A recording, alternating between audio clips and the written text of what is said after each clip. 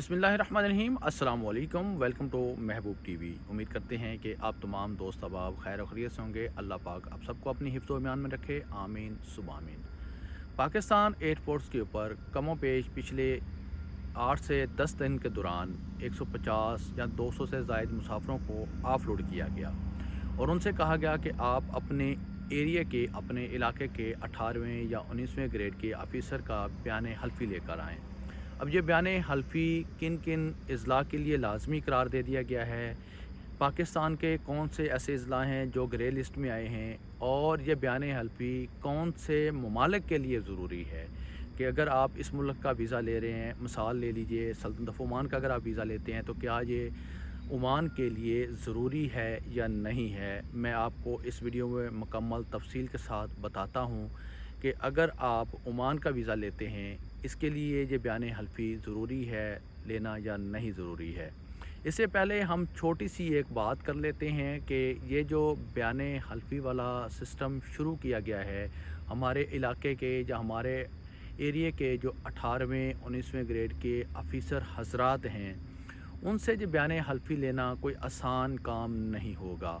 ना ही FIA वालों ने पहले कोई अपडेट जारी की, कोई नोटिफिकेशन सोशल मीडिया के ऊपर या न्यूज़ चैनल्स के ऊपर या अखबारात में कोई भी एडवर्टाइजिंग नहीं की इसके मतलब कि लोग इससे आगाह हो जाएं, लोगों के वीज़े के पैसे और इस तरह लोगों की जो एयर टिकट्स है, वीज़ा प्रोटेक्शन है, उसके पैसे बच जाते। FIA वालों ने यहाँ पर बहुत गलत काम किया है। मैं इसकी मज़म्मत करता हूँ क्योंकि मैं जानता हूँ कि एक गरीब इंसान, एक गरीब बंदा किस तरीके से अरब मुल्क का या किसी दूसरे मुल्क का वीज़ा लगवाता है, फिर उसको प्रोटेक्ट करवाने के लिए उसको किन तकलीफ़ से गुज़रना पड़ता है, फिर उसके बाद एयर टिकट लेने के लिए उसको बहुत सी तकलीफ़ के मराहल से गुज़र कर एयर टिकट जाकर मिलती है, वो एयर टिकट करवाता है, फिर वो एयरपोर्ट पर जाता है सफ़र करने के लिए, जहाज़ में बैठकर उस मुल्क में जाने के लिए।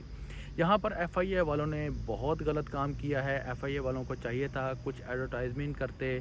सोशल मीडिया पर, न्यूज़ चैनल्स पर, अखबारात में लोगों को आगाह करते कि अगर आप इन ममालिक के वीज़े लगवा रहे हैं तो इन ममालिक के लिए आपके एरिए, आपके इलाके में जो 18वें 19वें ग्रेड के ऑफ़िसर हजरात हैं उनसे एक बयान हल्फी लें जिसमें ये तस्दीक करे वो कि ये जो बंदा है विज़िट वीज़े पर जा रहा है दुबई में, ये विज़िट वीज़े पर दुबई में 1 माह के लिए, 2 माह के लिए, 3 माह के लिए जा रहा है, इसके पास रिटर्न टिकट है, इसके पास होटल की बुकिंग भी मौजूद है। जब ये इसका विज़िट कंप्लीट हो जाएगा, मुकम्मल हो जाएगा, तो ये वहाँ से रिटर्न पाकिस्तान आएगा।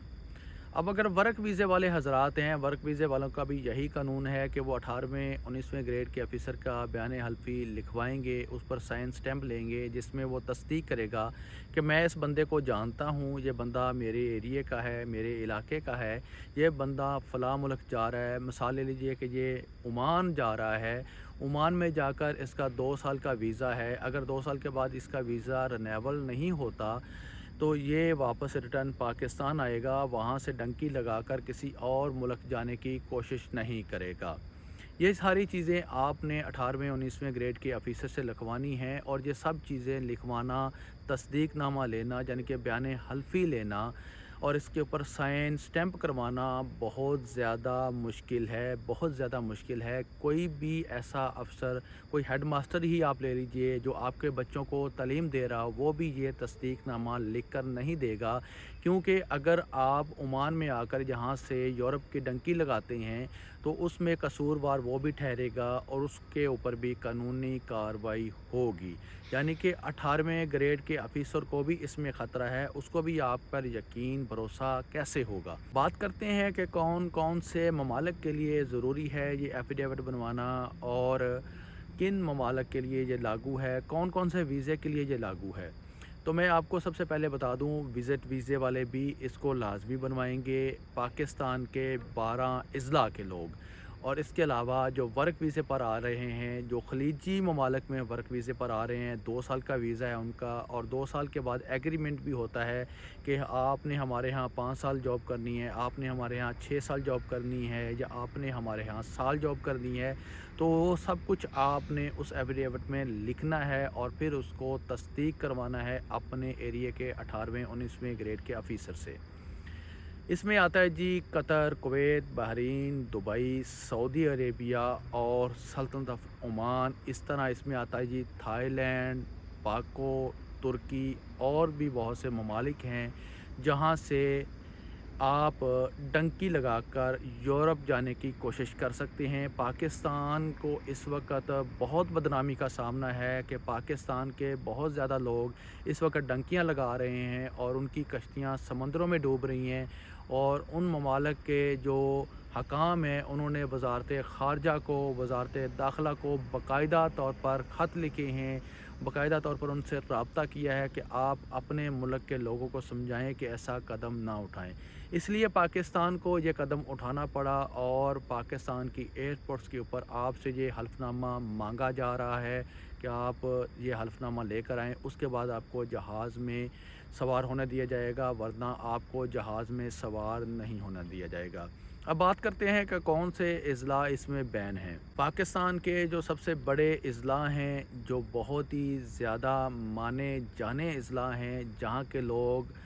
یورپ کی ڈنکی لگانے میں بالکل خوف نہیں کھاتے، بالکل نہیں ڈرتے، اور وہ یورپ کی ڈنکی کچھ بھی کر کے لگانا چاہتے ہیں، وہ عرب ممالک میں آ کر یا کسی اور ملک میں جا کر یورپ کی ڈنکی لگانے کا سوچ کر آتے ہیں کہ ہم ورک ویزے پر جائیں گے، وہاں پر کچھ ٹائم کام کریں گے، تھوڑے پیسے کمائیں گے، پھر وہاں سے آگے ہم یورپ کی ڈنکی لگا جائیں گے، کیونکہ عرب ممالک میں یا جن ممالک کا میں نے پیچھے ذکر کیا ہے یہاں سے ڈنکی لگانا آسان ہے، یہاں سے ایجنٹ کم پیسوں میں، بہت ہی کم خرچے میں آپ کو ڈنکی لگوا دیتا ہے یورپ کے لیے۔ تو اسی وجہ سے یہ بیان حلفی آپ سے ایئرپورٹس کے اوپر مانگا جا رہا ہے، اور اسی وجہ سے درجنوں مسافروں کو پاکستان کے بڑے بڑے ایئرپورٹ سے آف لوڈ کیا گیا ہے۔ پاکستان کے چند ایک اضلاع کے میں نام جہاں پر لے لیتا ہوں۔ سب سے پہلے نمبر 1 پر ہے گجرات،